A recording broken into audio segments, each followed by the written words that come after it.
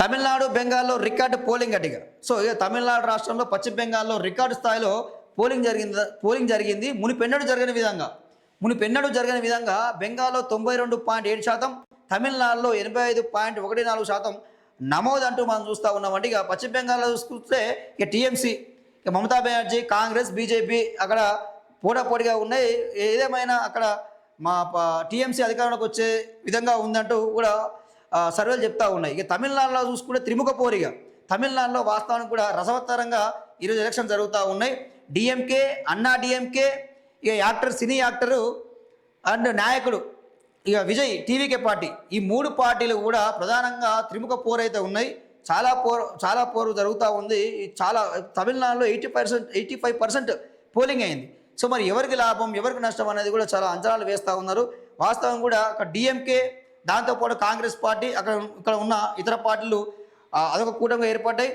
AIADMK, BJP, ఇక వేరే ఇతర పార్టీలు అక్కడ కూటమిగా ఏర్పడి పోటీలో దిగినాయి.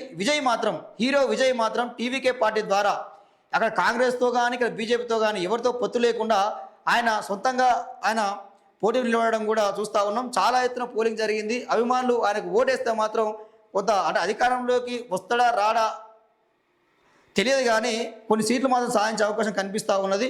ఏదేమైనా అక్కడ డిఎంకే స్టాలిన్ కూడా అధికారంలోకి వచ్చే అవకాశాలు ఉన్నాయని చెప్పి కూడా చాలా రిపోర్ట్లు అయితే అందుతూ ఉన్నాయి. ఎందుకంటే ఏఐడిఎంకే ఓట్లు టీవీకే పాటు చీలుస్తూ ఉన్నది కాబట్టి, సో దాని ద్వారా స్టాలిన్ అధికారంలోకి వచ్చే అవకాశం ఉందని చెప్పి కొంత వార్తలు అయితే వస్తూ ఉన్నాయి. సో అది జరుగుతూ ఉంది. సో ఏదేమైనా కానీ ఈరోజు మొత్తం మీద అయితే ఆ టీవీకే పార్టీ అధినేత విజయ్ మాత్రం తనదైన శైలిలో తన రాజకీయ ముద్ర మాత్రం స్పష్టంగా కనిపిస్తూ ఉంది.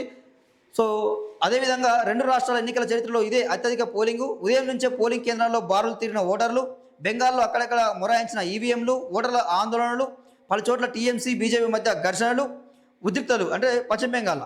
తమిళనాడులో ప్రశాంతంగా ఎన్నికలు. డిఎంకే, అన్నా డిఎంకే, బీజేపీ కూటమి, టీవీకే మధ్య తీవ్ర పోటీ అంటూ మనం చూస్తూ ఉన్నామంటే. సో ఇక ఓటర్లు పోటాపోటీన ఓటు వేసినట్టు కూడా చూస్తూ ఉన్నాం. చూశారు కానీ టీవీకే పార్టీ అధినేత విజయ్ సభలు పెడితే లక్షల్లో జనాలు రావడం చూసినాం.